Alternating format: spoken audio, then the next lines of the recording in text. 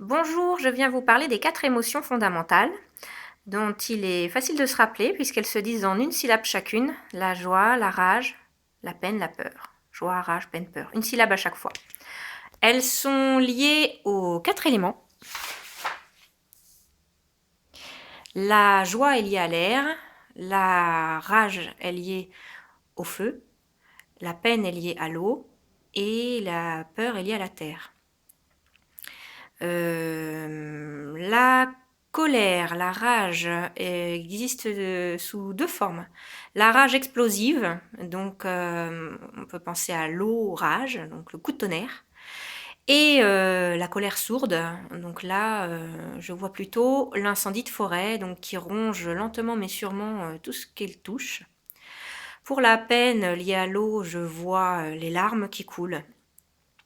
Pour la peur liée à la terre, je vois plutôt des serpents, des rats, des souris, des araignées, des pigeons. Tous ces animaux terrestres qui nous font un peu peur.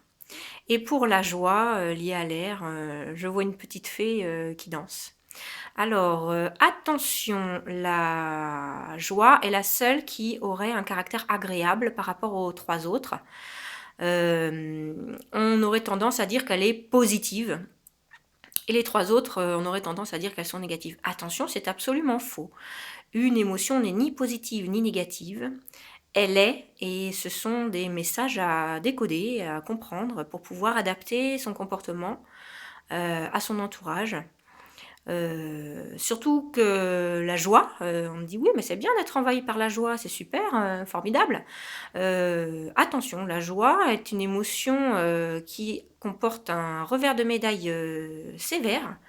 Les gens qui sont tout le temps en joie, tout le temps très excités, sont très fatigants pour leur entourage et auront tendance à dire oui à tout, sans prendre garde à leur capacité d'engagement. C'est des personnes qui vont accepter 3 invitations le même soir et qui vont faire faux bond souvent, donc ils se retrouvent dans des situations délicates. Donc la joie est une émotion qui peut être traître, elle n'est pas positive. Comme la rage, la peur et la peine ne sont pas négatives. Ce sont des émotions. Point barre. Donc une émotion, c'est quoi? Ça se passe dans notre corps et c'est une réaction de notre corps au monde extérieur. Ce n'est pas la faute du monde extérieur si nous ressentons des émotions. Ce n'est pas le monde extérieur qui provoque l'émotion, c'est nous, c'est notre corps. Sinon, on ressentirait tous les mêmes. On ressentirait tous les mêmes émotions, ce qui n'est pas le cas. On a tous une façon de réagir différente. Donc le monde extérieur, lui, il change pas. C'est tout le temps la même chose et c'est notre façon de réagir qui change et que l'on peut régler. C'est pas du tout un problème si on a beaucoup d'émotions, c'est juste une histoire de réglage et de compréhension du phénomène. Les petits points que j'ai mis autour là, avec les petites boules bien fermées, ce sont les mots. C'est quand on exprime l'émotion dans un petit paquet cadeau qui s'appelle des mots et que l'on offre à son entourage ces mots-là pour pouvoir parler de ce qu'on ressent. Alors les mots sont simples, hein, quand on est en colère, eh ben, on peut dire je suis en colère, je suis irrité, je suis agacé. Alors bon, il y a tout un panel pour dire tout ça. Quand on est dans le bleu, là, dans le blues, eh bien on peut dire je suis triste, j'ai de la peine, j'ai du chagrin. Y a plein de mots possibles pour exprimer ça. Quand on est vert de peur, eh bien on peut dire j'ai la trouille, hein, je flippe, enfin il y a plein de choses, on peut le dire. Et quand on est en joie, eh bien on peut le dire je suis ravie, ceci, cela. Et quand on laisse la place à l'émotion pour s'exprimer, mais pas plus, et que on sait la ranger dans un coin, eh bien il y a la place en nous pour l'amour. L'amour peut nous traverser et l'amour peut être au cœur de nos relations aux autres. Donc là, tout est formidable. Maintenant, les émotions désaccordées. Quand on est plutôt dans ce schéma-là, là, on est envahi par une émotion. Alors là encore, c'est un schéma où la personne a bien identifié. Là, on a les 4 couleurs bien séparées. Des fois, c'est tout mélangé. Pour certaines personnes, c'est tout mélangé, des personnes ne savent pas identifier l'émotion qui arrive en eux et accusent la terre entière de tous les maux et des émotions qui se passent en nous. Alors, une émotion, c'est physique, c'est l'accélération du cœur, ça peut être le souffle coupé quand on a peur, une transpiration, c'est lié à notre souffle, c'est lié à nos hormones. Ce n'est pas le monde extérieur qui provoque l'émotion, c'est notre corps. Sinon, on ressentirait tous les mêmes, ce qui n'est pas le cas. Donc, certaines personnes sont en émotion désaccordée, moi-même, ça m'arrive, hein, et balancent sans l'encodage du mot l'émotion en direct et hors taxe. Donc là, on voit l'émotion qui nous submerge, quoi, que vraiment c'est l'inondation. Et l'entourage, il reçoit pas des mots qui disent je suis triste, je suis ceci, je suis cela. Il reçoit l'émotion en direct. Et ça influe les uns sur les autres. Et ce qui fait que c'est beaucoup plus difficile de communiquer quand on est comme ça. Je voulais dire un mot sur la surprise. J'ai vu des fois la surprise rangée parmi les émotions. C'est faux. La surprise n'est pas une émotion à part entière. La surprise est une façon, une manière de recevoir une de ces 4 émotions. C'est une manière soudaine, c'est-à-dire que la peur arrive d'un coup. On dit « Oh, tu m'as fait peur !» Ou la joie, on dit « Oh, quelle bonne surprise !» Ou la rage ou la peine. Si vous rentrez chez vous et que vous voyez votre femme coucher avec un autre homme dans le lit conjugal, vous avez une surprise de peine, je pense, en premier. Donc la surprise n'est pas une émotion à part entière, c'est une façon de la recevoir. Le dégoût remplace l'amour dans notre être quand nous sommes submergés d'émotions et qu'on ne sait pas transmettre. Donc le dégoût de soi, le dégoût des autres. Je sépare bien ça du dégoût physique qui n'est pas une émotion à proprement parler. Je parle du haut le cœur devant une assiette d'épinards ou de choux de Bruxelles. Mais ça peut aussi arriver, moi ça m'est arrivé, une personne me touche et j'ai un haut le cœur. Donc là, c'est pas de l'émotion qu'on peut ranger dans un coin. C'est un envahissement de l'être, c'est un réflexe primaire. Donc il n'est pas question de la ranger ici dans les émotions que l'on peut gérer. Et, voilà, on peut dire ça me dégoûte, mais c'est un fond d'être en fait. Ça remplace l'amour au fond de soi quand on est envahi.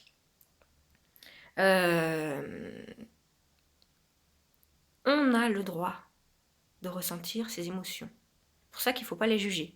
Parce que si on les juge positives ou négatives, on va avoir tendance à rechercher la joie, à fuir la rage, la peine, la peur, à nier ses émotions, à les refouler, et là, elles ne feront plus leur travail. Parce que le but du jeu, c'est d'identifier l'émotion le plus vite possible, quand elle est toute petite, de lire son message et de pouvoir adapter son comportement au monde extérieur. Pour vous donner un ordre d'idée, c'est comme un petit enfant qui aurait un besoin. Par exemple, il a soif, il a faim, il a sommeil, il veut un câlin. Bon, bref, il a un besoin. Il a le droit d'avoir ces besoins-là, hein. Il va demander à sa mère. Alors au début, il va faire maman, maman.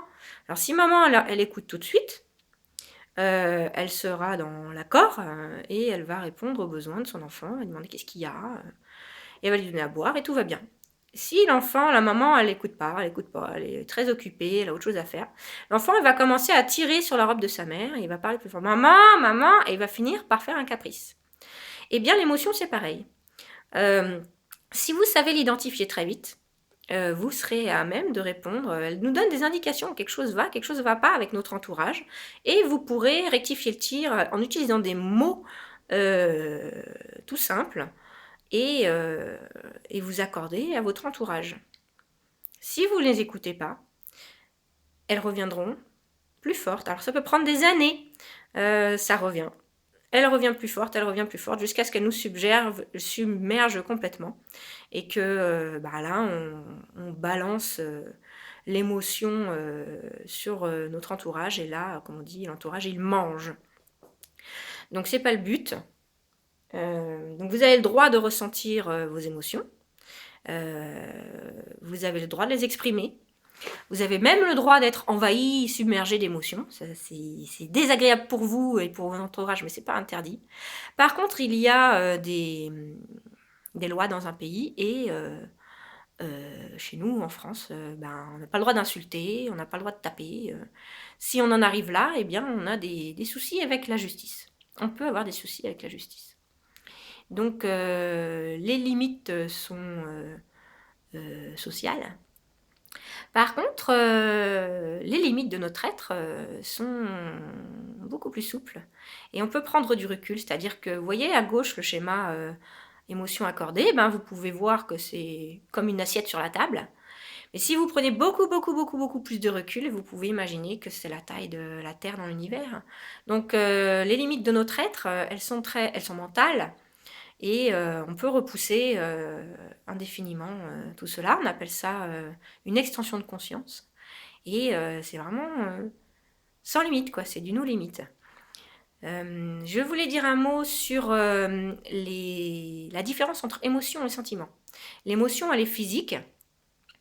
Le sentiment, il est mental. C'est l'explication mentale de ce qui se passe dans notre corps. Alors, c'est un mélange de tout ça. Les émotions deviennent comme des épices et on peut faire une cuisine à partir de toutes ces émotions. Par exemple, quelles sont les émotions qui sont présentes dans un sentiment tel que la jalousie, par exemple? Eh bien, dans la jalousie, il y a de la peur, beaucoup de peur. Peur d'être abandonné, peur d'être remplacé. Il y a de la rage, il y a de la colère, il y a de la peine aussi. Donc en proportions différentes, donc c'est une cuisine. L'émotion peut s'accorder. Le sentiment peut être nourri. Attention, si on nourrit avec son mental des sentiments nocifs pour nous et pour notre entourage, on apporte de l'eau au moulin et on appelle ça avoir des idées noires. Donc attention, le sentiment, vous pouvez vous en détacher. Arrêtez de le nourrir. Quand il est nocif, vous pouvez nourrir vos sentiments et votre amour, puisque ça c'est bon pour tout le monde, il n'y a pas de problème. Je voulais vous parler enfin d'un schéma, de deux schémas toxiques. Donc celui-là et celui-là. Là c'est simpliste, hein. Mais c'est pour vous donner un ordre d'idée. Entre ça et ça, il vaut mieux ça. Quelqu'un qui a plein d'émotions, qui vous gueule dessus, ou qui vous pleure dans les bras, ça se soigne, c'est pas grave. Le dégoût absolu de soi et des autres, c'est le schéma le plus dangereux de tous. Alors il y a deux cas de figure. Soit la personne est seule et ce schéma peut la conduire au suicide. Elle n'a plus goût à la vie, quoi. Donc elle ressent plus rien, elle est apathique, on appelle ça l'apathie. L'empathie c'est quand on ressent, l'apathie c'est quand on ressent plus. Donc quand la personne est seule, elle risque de se suicider. Quand la personne est bien entourée, c'est-à-dire par des gens qui ont de l'amour en eux, alors l'idéal c'est la personne accordée, hein, même plusieurs, on peut remettre du goût à la vie là-dedans, de l'amour, donner de son amour et ça va mieux. Mais si la personne est entourée de personnes qui vont l'utiliser, là on est dans le schéma du lavage de cerveau ou de l'endoctrinement, et là on devient une véritable bombe humaine. On est déshumanisé et on peut servir à tout, à pire cause. Donc ce schéma-là est très dangereux. Si vous rencontrez des gens comme ça, réjouissez-vous, il n'y a pas de problème avec ça. Ça, c'est juste une histoire de réglage, c'est-à-dire que le volume il est trop fort, il faut apprendre à baisser le son. Si vous ressemblez à ça, ou si vous rencontrez des gens comme ça, il n'y a pas de problème. Ça, c'est ma planche à dessin.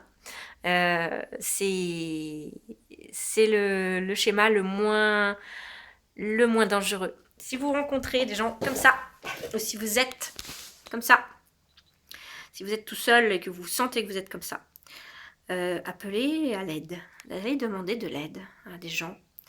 Vous savez au fond de vous qu'il faut appeler. N'ayez pas peur de le faire. Et si vous rencontrez des gens qui sont comme ça, eh bien, prenez-en soin. C'est des gens qui ont vraiment besoin d'amour et surtout pas de jugement, de critique. Ils sont en bout de chaîne. Et si on les élimine, ces gens-là, bah, il y en a d'autres qui prendront la suite. Donc, vraiment, le fond de mon message, c'est ça, c'est de prendre soin de soi et des autres. Et je voulais vous donner une image de l'émotion accordée. Pour finir, on va finir quand même bien. Pour moi, c'est la Tour Eiffel. La Tour Eiffel, eh bien, voilà, hein, elle a 4 pieds. C'est les 4 émotions fondamentales. Et l'amour tire vers le haut. Donc, c'est une image de l'amour. Voilà. Et le dégoût, il est là. Voilà. Donc, ça tire la Tour Eiffel à l'envers, c'est le dégoût. Et la Tour Eiffel vers le haut, c'est l'amour. Voilà. J'ai terminé. Je ne détiens pas la vérité. Tout ceci m'est inspiré intuitivement et susceptible d'être commenté, corrigé, rectifié, il n'y a pas de problème. Je pense que c'est une bonne base quand même. Et puis l'important, c'est pas d'être tout le temps dans la vérité absolue, hein, je m'en fiche d'avoir raison. C'est d'apporter des pistes et des clés pour aider les autres. Et bah, si je me plante et si je dis des bêtises, ben, c'est pas grave, ça ne m'inquiète pas du tout. Je vous embrasse, à bientôt.